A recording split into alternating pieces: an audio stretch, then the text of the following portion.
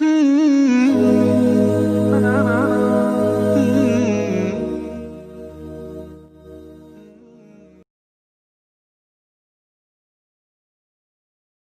اللہ کی ذات ہے جس نے آسمانوں کو بغیر ایسے ستونوں کے جنہیں تم دیکھ سکو اوپر اٹھایا، پھر عرش پر مستوی ہو گیا اور آفتاب و ماہتاب کو ڈیوٹی کا پابند بنا دیا۔ دونوں ایک مدت کے لیے چلتے رہتے ہیں۔ وہی تمام معاملات کا انتظام کرتا ہے، اپنی آیتوں کو تفصیل کے ساتھ بیان کرتا ہے تاکہ تم اپنے رب کی ملاقات کا یقین کر لو۔ چونکہ پہلے اللہ اور اس کی کتاب پر عدم ایمان کی بات آئی ہے، اس لیے آیت میں اللہ تعالیٰ کی قدرت اور اس کی خالقیت کی دلیل پیش کی گئی ہے۔ نیز یہ بتانا بھی مقصود ہے کہ جو باری تعالیٰ آسمانوں کو بغیر ستونوں کے قائم رکھنے پر قادر ہے، اور جس نے شمس و قمر اور دیگر سیاروں کو اپنے علم و قدرت کے مطابق مسخر کر رکھا ہے، اسی نے یہ قرآن کریم اپنے بندے اور رسول محمد صلی اللہ علیہ وسلم پر نازل فرمایا ہے۔ اللہ تعالیٰ نے آسمانوں کو اپنی قدرت کاملہ کے ذریعے بغیر ستونوں کے سہارے زمین سے اوپر اٹھا رکھا ہے، جن کی اونچائی کا ادراک نہیں کیا جا سکتا ہے۔ یہی قول راجح ہے۔ مجاہد اور اکرمہ کہتے ہیں کہ ستون تو ہیں لیکن ہم انہیں دیکھ نہیں پاتے ہیں۔ ایاس بن معاویہ کہتے ہیں کہ آسمان زمین کے اوپر قبہ کے مانند ہے،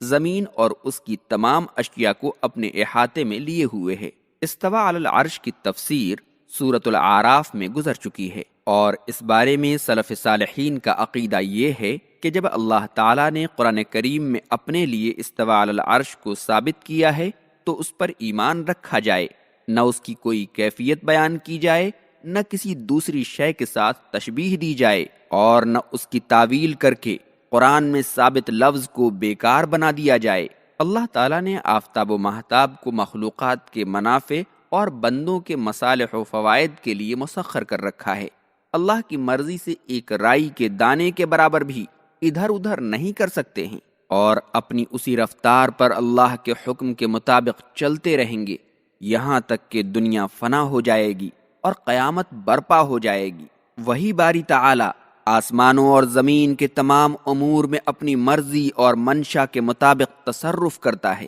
اس نے اپنی کمال قدرت اور ربوبیت و خالقیت کی نشانیاں قرآن کریم میں تفصیل کے ساتھ بیان کر دی ہیں تاکہ لوگ ان نشانیوں میں غور کر کے اس بات پر ایمان لے آئیں کہ وہ قادر مطلق یقیناً لوگوں کو دوبارہ زندہ کرنے اور میدان محشر میں جمع کر کے ان کے اعمال کا حساب چکانے پر قادر ہے۔ اسی لیے اللہ تعالیٰ نے اس آیت کے آخر میں فرمایا کہ ممکن ہے تم ان نشانیوں میں غور و فکر کے بعد اپنے رب کی ملاقات کا یقین کر۔ اسی نے زمین کو پھیلایا اور اس پر پہاڑ قائم کیے اور نہریں جاری کیں، اور اس میں تمام پھلوں کے جوڑے پیدا کیے۔ وہ رات کے ذریعے دن کو ڈھانک دیتا ہے۔ بے شک ان تمام باتوں میں سوچنے والی قوم کے لیے نشانیاں ہیں۔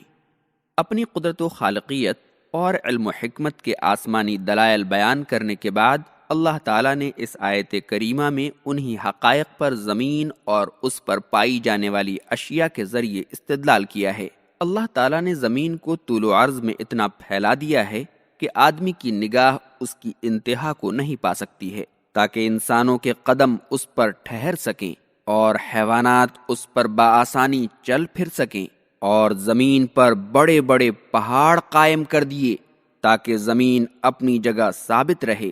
اور اس پر نہریں جاری کر دیں جن میں مخلوق کے لیے گوناگوں فوائد ہیں، اور جتنے پھل زمین پر پائے جاتے ہیں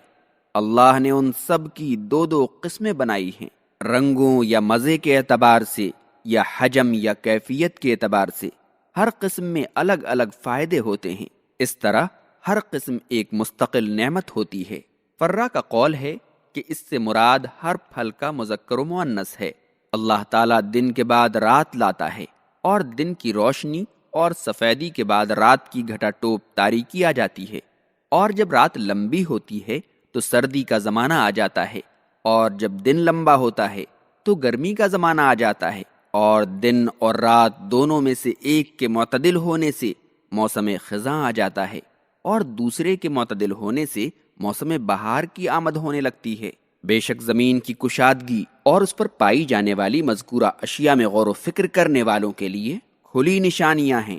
کہ یقیناً ان کا پیدا کرنے والا اللہ کی ذات ہے، جو صاحب قدرت اور صاحب حکمت ہے،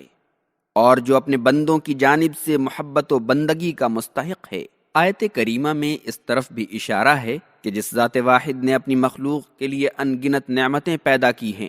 اس کی ایک عظیم نعمت یہ بھی ہے کہ اس نے اپنے بندوں کی دنیاوی اور اخروی سعادت کے لیے انبیاء بھیجے اور کتابیں نازل کیں